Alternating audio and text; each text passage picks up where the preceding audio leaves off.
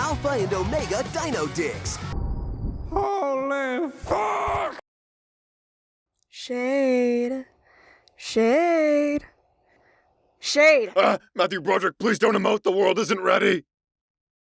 Do you want to talk about whatever that was? No. We never talk about that. Never. Now, why the hell did you wake me up?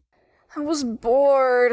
Plus, I'm like your guest. You promised me food, dinosaurs, and family, and I've received nothing in the time I've been passed out. Gee, let us postulate the countless reasons why that might be. 1. You were fucking passed out! Okay. Fair. But I still want food. I'm hungry. Don't you have other people you can constantly torment? Why me? Would it surprise you if I said I don't? Everyone tends to, ditch me when I pass out. But you don't. You pass out in my house. Where am I gonna put you? I've been put in trash cans before, so... Soft. Buddy. Sweet little cretin. I'm trying to sleep. You might have gotten your recommended daily amount of sleep, but I was suffering through Roadside Romeo with Jinlong. She left a while ago. Did you make a review while I was out? Let me watch it. Let me watch it. Let me watch it. Let me watch it. What is that? It is ugly. Soft, get up or I'm gonna stuff you in a bag and aristocats you down the river. Jin, she's got like something wrong with her. I don't know. I can feel my windows breaking. Hey, cool phone, does it fly? Oh, darn, it doesn't. Dude, why? How about we watch our own movie? You know, just you and me. Our own? Will I still get that pizza you promised me however long ago? I never promised. I mean, yes, of course, we absolutely will. 2 a.m.? Where the hell am I gonna get a pizza at? Oh, well, there is that one place.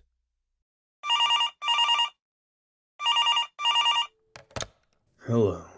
Domino's Pizza. We're putting the Dom back in Domino's. This is Eli. What do you desire? Yeah, can I get a large pizza? A large, sir. Yes? You mean a daddy size, correct? A what? We have kitten small, switch mediums, and daddy size. Now, what kind of pizza did you want? We have the standard kinds: pepperoni, virgin cheese, gagged, and meat lovers. That's a popular one. Did you say gagged? Look, I just want to order a few fries and a pizza. A daddy, please. And add a lemonade. Oh, and a lemonade. Ah, yes, a lemonade. Do you want a kitten size, a switch, or a golden shower? Jesus H, just the third one, okay? You got one, sweetie. Okay, sounds good. Okay, what is my arrival time gonna be? When we tell you, understand? Yes? Good boy. That's it then? I guess so. Excellent. Now you thank me before you hang up, bitch.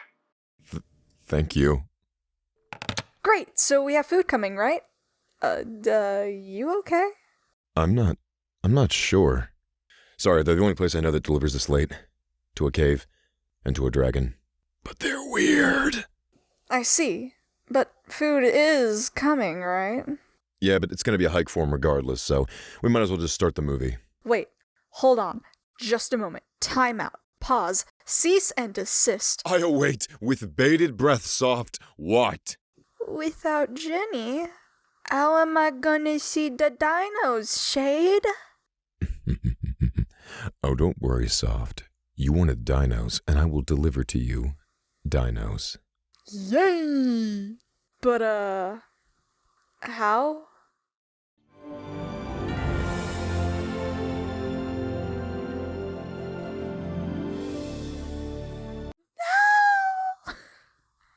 We finally opened one of these fucking movies on something other than still nature shots and inquisitive music. A rainy night in Jasper Park.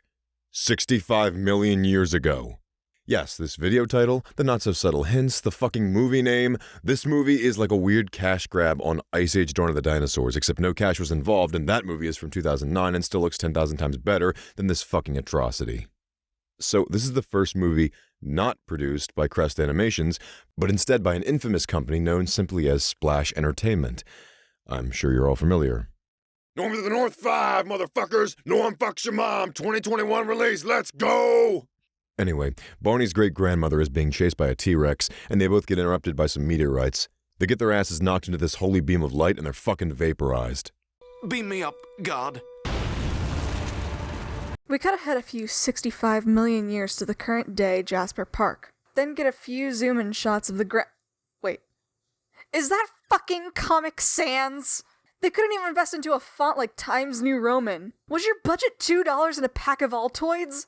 Out here bribing desperate homeless animators with subpar mom mints? Also, sacred burial ground. Who's buried here? Those dinosaurs were vaporized first off, so it can't be them. I mean, did you see how blackened the ground was? Apparently the rest of the budget went to this guy's liquor cabinet as he swerves over the road like Shaw from Open Season if he chowed down a Tic Tac box of LSD and drank Soft's bong water. Remember what great-grandfather warned us? Yes, he said take care of your people. Jesus. I know Mr. Industry here wants to build golf courses and shit, but the real danger he poses to nature is pressing animals into the asphalt like coins in a penny crusher at some tire-themed amusement park. They're brothers, twins, so he can cut out the cost of making them look different. Also, apparently they're digging up the exact spot where those dinosaurs in the opening died all that time ago. Apparently museums will pay tens of millions for them. And I found a museum who was willing to pay tens of millions of dollars for these bones. Dude, they're museums. They ain't paying you shit. Even when private collectors and celebrities start throwing their dicks around at auctions, fully complete fossils haven't breached around $2 million, like ever, at least from my research, and museums can't afford that shit. Wait, why am I giving you advice? You're not even real. As the two clone men walk away, one of the men digging at the excavation site breaks into a caved-out area revealing the bones of a Rex skeleton, somehow not fossilized or decomposed. As we zoom in on the Rex skull, an ominous wind begins to fill the screen, only to fade away and reveal the raptor. Hold on. I'm not crazy. That was a Rex skull. Are they just flipping assets like a Steam game and just didn't bother to get the right kind of skeleton? Wait, is that even a raptor? It's got the head shape and the stance of one, but it lacks the iconic toes and is too big to be one of the smaller species that don't have that toe. Hold on. Let me steal Shade's phone and look at this. I am so angry. Anyway, the raptor, who we later find out is named Amy, sees the skeleton of the real Tyrannosaurus and panics because apparently if the light touches it, it'll come back to life, because so did she, but why? I'm like, what is this, like, light significance? Why is this spot so, like, magical? Like, imagination. And she promptly attempts to claw at the walls to get out of the cave. Meanwhile, we finally get to the only reason anyone who accidentally clicked ship for this thing, thinking they were rating it as shit, actually cared to watch this waste of time when it arrived. Humphrey and Kate. And, what's this? No little Susan or Timmy or Porcupine Cuddler huddling around you and hogging the screen more than a TikToker, miming someone else's skit in their bedroom? Progress. I guess the two are house hunting. GCTV really missed out on this one, huh? You two decided to take the plunge and move to Wolfburbia? Kate, this cave is made of plastic? I guess we're moving to Wolfburbia. Oh my god, are we getting suburban commentary? We're doing commentary on a family moving into a plastic estate of middle-class suburbia. Also, this is probably exactly how Humphrey reacted to realizing there was going to be another one of these fucking things. I guess we're moving to Wolfburbia. Kate wakes her three little hell spawns once they've been transported to the new cave, and we're immediately reminded just how delightful they are. Where's the hunt? Caribou! I have to pee! Please tell me urine doesn't move the plot forward again. Please. Look, between this scene, the scene in the first movie, Brent and his little train car BM, and about a handful of others, I'm starting to think someone keeps projecting their bladder problems. The kids don't really dig on this new home, considering it's recycled material and it's not even a real cave. Yeah, it was built by this fuck, the one with the mustache. You decide which. To house the animals that he's displacing with his fossil digging. Humphrey still doesn't dig the cave either, but his wife has him neutered and leashed on this, as she wants her family kept safe. Admittedly, a part of moving and general life-changing decision-making that doesn't get as much attention as it could. Of course, this movie is 40 minutes and has talking wolves and dinosaurs and vaguely Native American clones.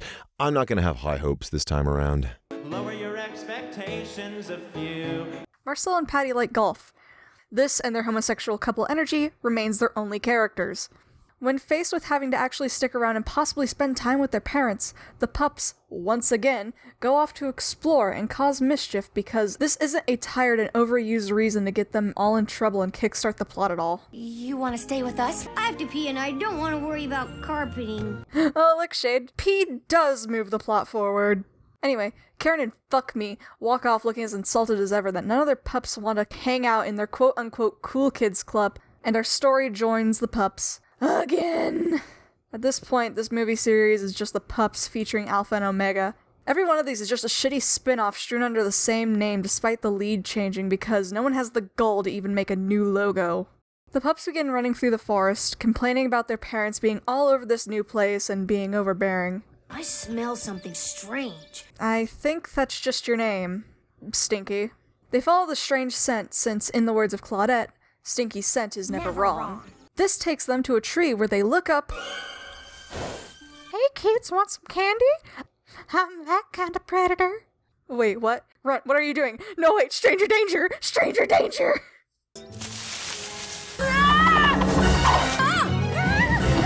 Not again. Do you know how expensive it is to remove this kid's spine from his asshole?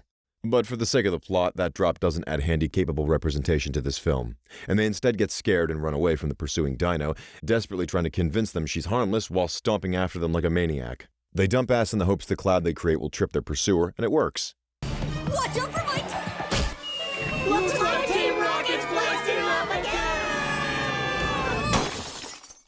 Nah, okay, they survived this. I guess if Runt's spine can be made of the same metal as Wolverine's is, I'll buy that the whole family has some kind of plot armor so unashamedly thick they can legit fall stories and into a fucking pit in the ground and not even have a scratch on them. Humphrey learns to golf. He's not bipedal, but they're standing him up. Animal butts make a return. And this is comedy. Humphrey incites violence by trying to golf when there's someone in the way.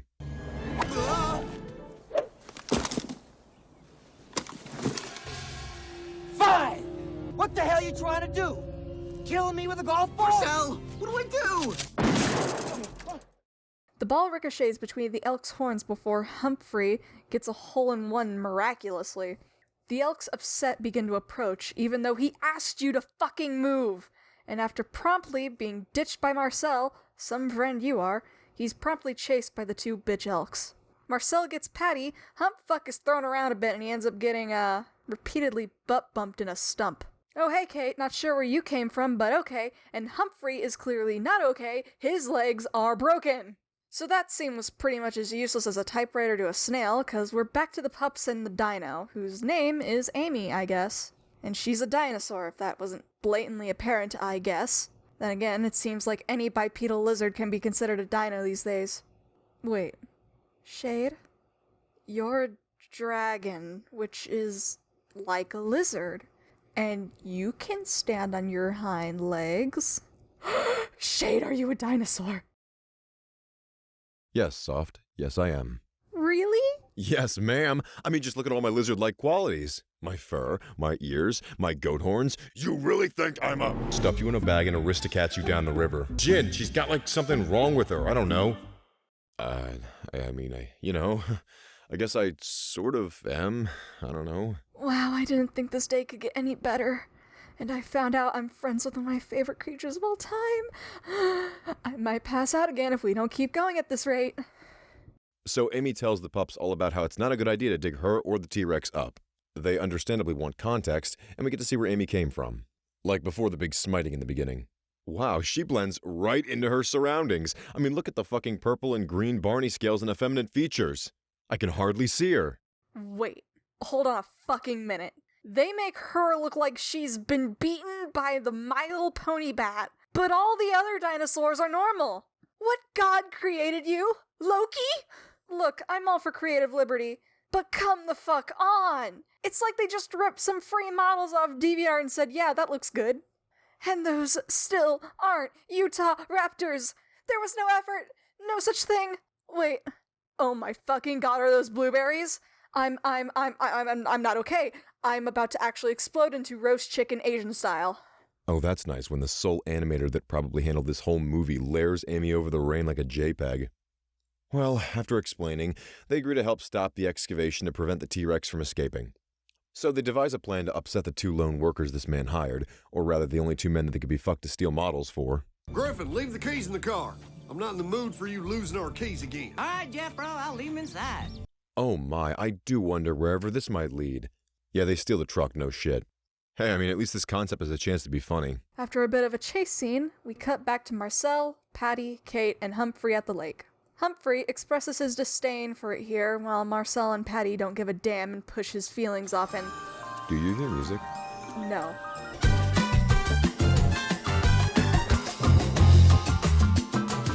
So it seems the fountain's music compels any bird to dance. Wait, Soft, aren't you like part bird?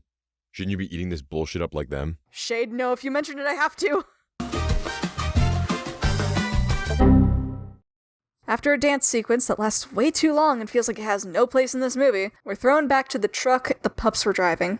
The digger's boss comes around scolding them for not digging. They try to explain the situation, but Mustache here could not give less of a fuck. Both drive away and the pups appear out of the woods. After praising the pups for their work on getting rid of Bubba and Forrest Gump, Amy exclaims she wants to see what the world looks like now, that this may be her one and only chance. Of course, the pups agree and they ride on her back to show her around. They jump onto a train and ride off. Let me guess, they're going back to reused asset number 1, Jasper Park. Yeah, they take her to the Howling Rock and, howl. Good night, everybody. Listen, guys, you can't imply it to be one thing then make it totally innocent. Because now it's incest and interspecies, and I'm so confused. Mommy needs a chalky milk. Mommy? Me. Well, what do you expect from the film franchise that fetishizes children's bladder problems? They run into the pack of rogue wolves, and after a bit of banter, Amy shows up to save the pups. And that's the end of the rogue wolves. They literally do nothing to forward the plot or have any significance. They just appear. I don't even know why they waste money on the voice actors for not even a minute scene, when it could have been spent elsewhere. You mean like new models other than Amy and the clones? Like, dare I say it, new rogue wolves? Soft designing is expensive. They return to their new home to find Amy being attracted to the fountain. No. Shade, I can't do this again. If you start dancing, again, I will make General Shade's orange chicken out of your feathered ass. Cover your ears. So despite seeing them from the rocks above with no obstruction, apparently it takes getting up really close before Humphrey and Kate notice the neon purple dinosaur stalking their kids. My god, they're so scared they became a still image. We have to stop the digging or there'll be a giant T-Rex unleashed, but we need to do this in time for Amy to go back to the sacred burial ground, but it has to be timed with a ray of light so she can return back to her former existence. Well, yeah, sure, if you say it like that, this movie shouldn't have been made. But I think if you really turn around and forget it exists, yeah, this movie shouldn't have been made. So the whole family decides to help Amy get home and stop the T-Rex from rising from the grave and killing everyone.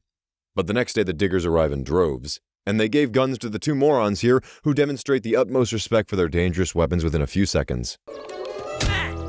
Enlisting the help of the caribou from earlier, the workers are chased off. Even Ian and What's-His-Face, the clone brothers, leave, and when they return a crossfade later, they find they just go around. Just drive around them. They're not a wall. They're not even in a row. Just drive around them.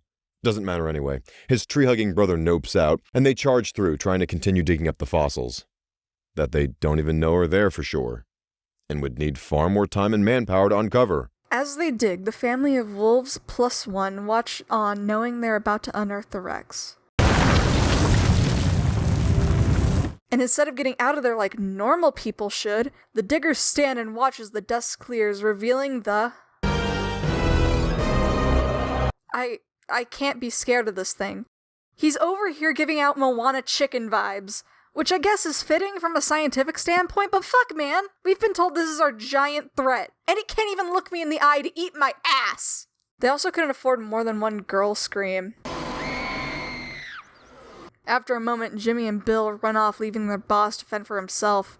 He falls over and the Rex just picks up the phone, and Hump-Trees gives a snarky remark. Well, maybe having a T-Rex is not all bad. Not good timing, bro. You're about to witness murder.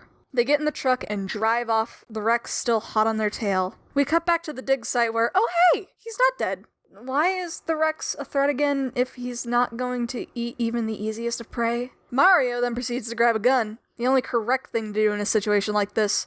And wait, weren't you chasing Lardo and the Stickman in the truck not 3 seconds ago? How the fuck are you back here?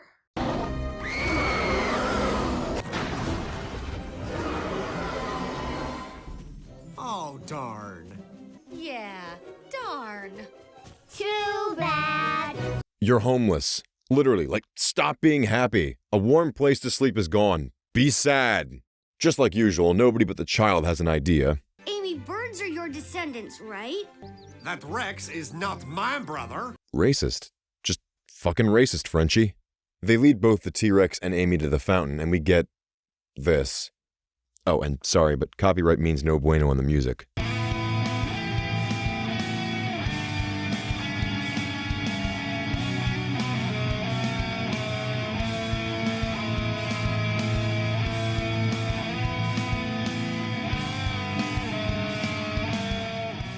Let's wrap this up already.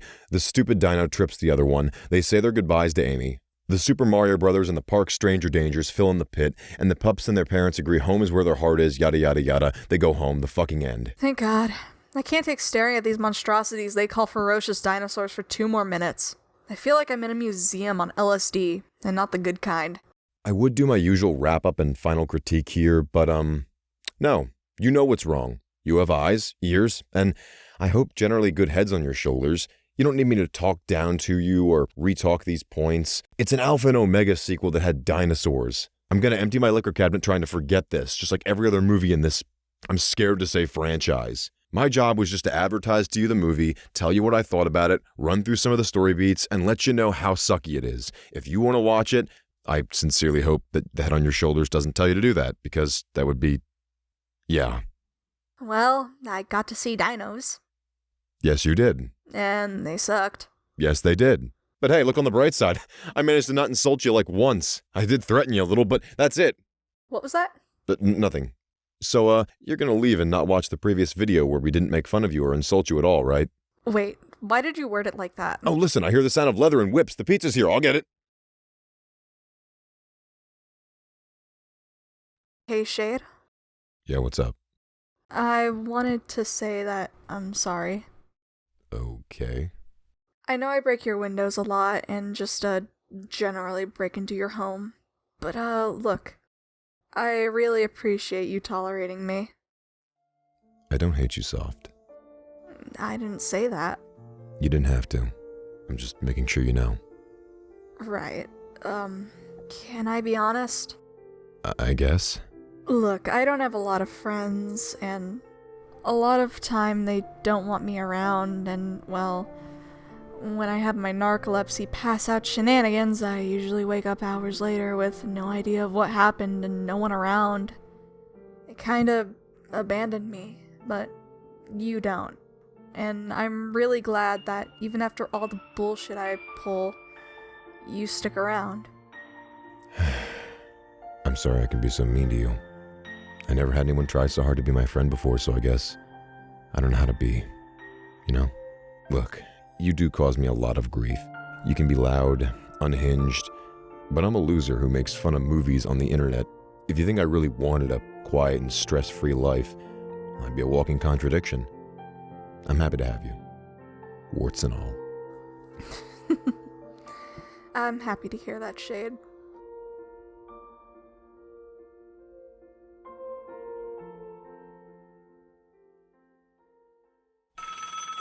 Hello? Aristocats me down the what, you motherfucker? Gotta go by. I guess she didn't like the Roadside Romeo review. I'm gonna go stock up on window panes. Have you ever thought of supporting someone on Patreon? Would you like to?